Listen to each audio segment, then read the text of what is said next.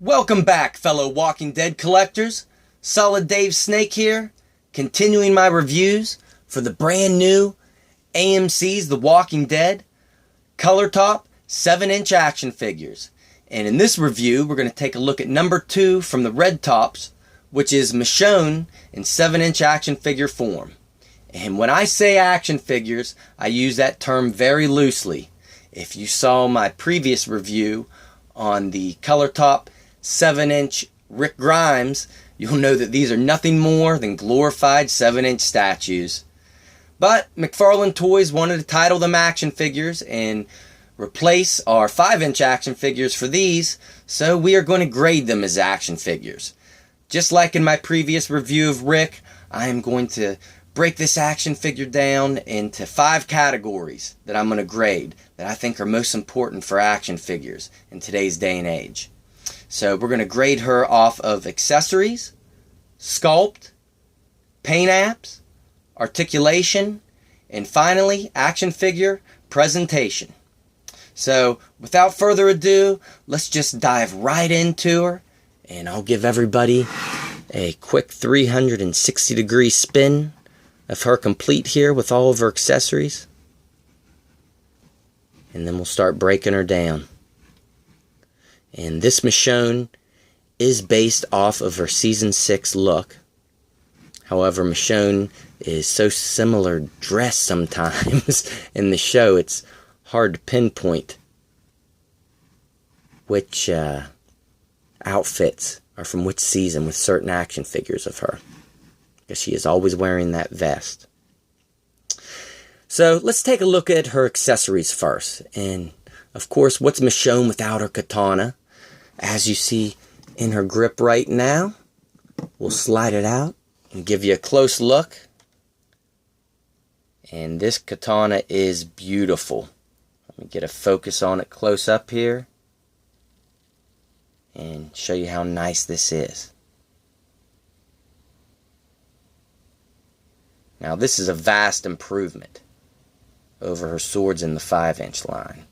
Of course, with 2 more inches in the scale, you can do a lot more detail with a lot of things, accessories included. And look at that blade, that is beautiful. It's plastic, but with the silver paint they used, it just shines. You can see it shining on the camera. And actually has a lot of depth to that blade. It looks sharp at the end. So very well done. I have a little bit of scuffing up here, but that's probably just my figure. Little logo up at the top of the handle. And take a look at this grip. That wrap was really nicely done. White paint to it. Looks good. Great katana.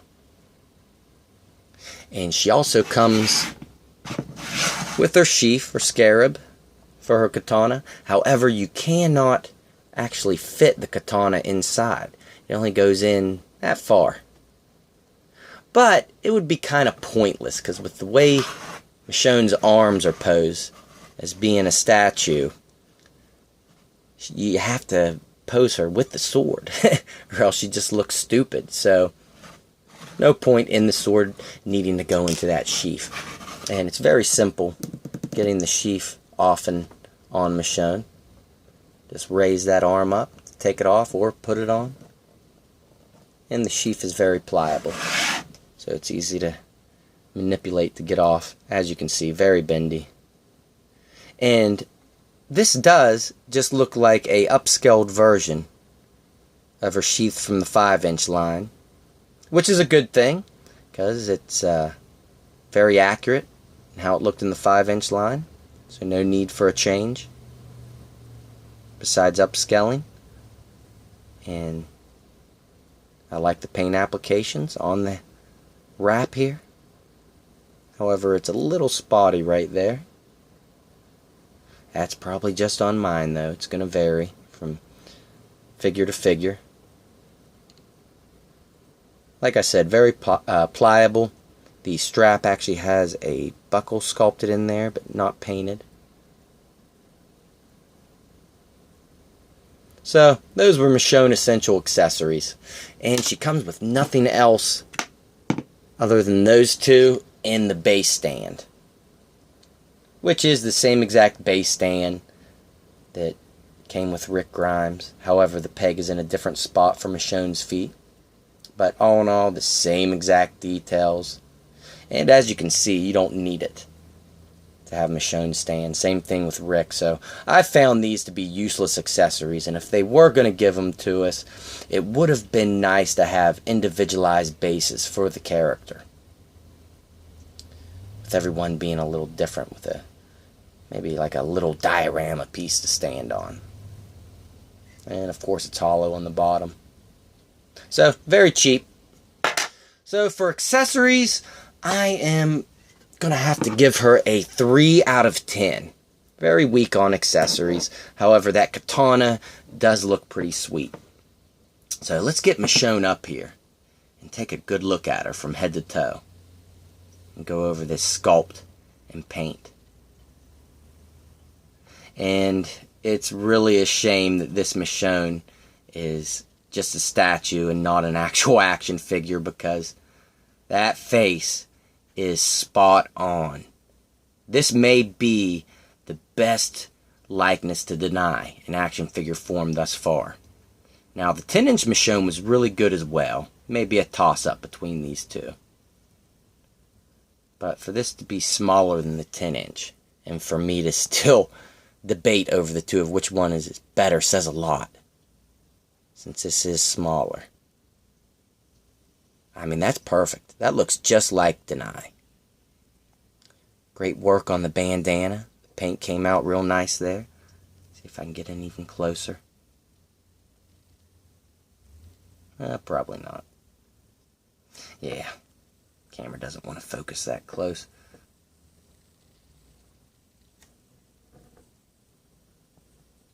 And her eyes came out perfect. She is looking off to the right since she is standing that way. But both eyes are pretty much in the same position. So we don't get that derpy kind of look to the face like we did with the last Rick. Yeah, my Rick's eye, his left eye was looking up while the other was looking off to the right. Lips came out great, the upper being a little darker. Eyebrows painted in good. Face looks great. Hair looks great as well. Great sculpt on the hair. However, I'm not the biggest fan of the actual paint applications of the hair. And the tie for the bandana actually kind of bleeds into the actual dreads. You can't tell what's what there. Would have been nice to have a little more paint variation. You know what? I feel like an idiot now. That is actually her dreads tied up. That's not part of the bandana. So my bad on that. But great head sculpt. Great paint on the head. Now let's move further down. And wow, those arms look great. Very natural looking. They did a great job sculpting in the muscular look of her arms.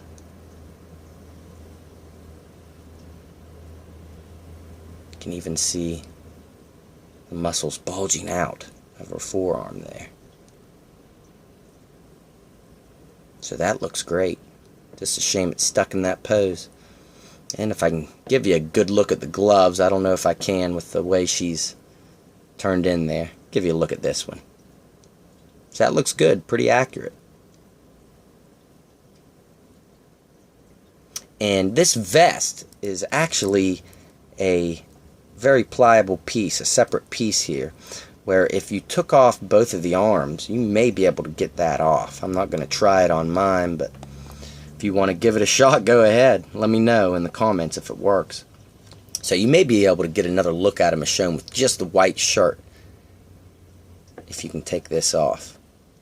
I'll show you how pliable it is. And you can see where her tank top ends. Little bit of blood splash there on her side.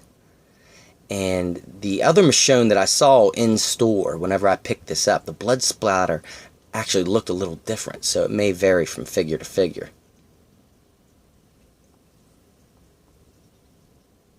Great work on her jacket. Stitching down the side. And one of my favorite things on this figure is her belt buckle. As I turn it, you can see they colored in all those little studs.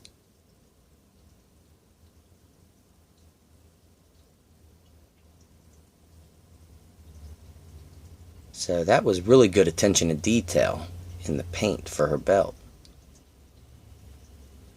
And the buckle came out nice on the front of it. And her jeans look like a lot of the jeans she's worn on the show.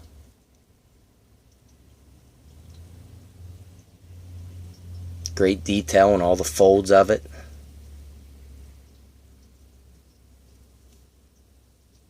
Seam running down the side. Realistic folds on the back of her knees here, going down to the cuffs.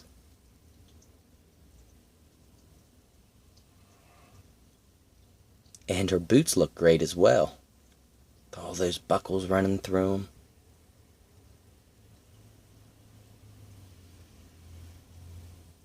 So all in all, I really cannot complain about the sculpt and paint apps. Now the position that she's posed in is horrible, but we'll go over that with the presentation. But as far as sculpt and paint apps, I have to give both 9 out of 10 a piece. 9 for the sculpt, 9 for paint apps. Really well done. But where she gets ugly is in the articulation. And like I said, it's really a shame she looks that good in the sculpt and paint apps, because that's basically all you're going to have her in, is this position. Would love to have this detailed of a Michonne action figure for real. But her head is on a ball joint. However, you're not going to get much movement out of it because of the hair. Well, I'm starting to get it turned all the way around. Let's see if I can get a full 360 for you guys. Oh, it's getting rough. There we go. I managed to do it without popping off her head. So you can get a full 360, but she's just looking to the right, and with her arms posed that way, it's better just to keep it here. McFarlane would have been better off to add no articulation on this action figure. Of course, both arms are on that cut at the shoulders, so you can get Michonne looking like she's dancing. I don't know. What the hell is this? Covering her face. Looks like she's getting ready to block. This is horrible. Absolutely horrible. Cut at the waist. Can get full 360 degrees of movement. And same thing at both hips. Or upper thigh. Full 360 degrees. But what do you want to have her looking like this? What the hell? So, only 6 points of articulation, but really it's 5 cuts and a ball joint. There is nothing down here at the ankles.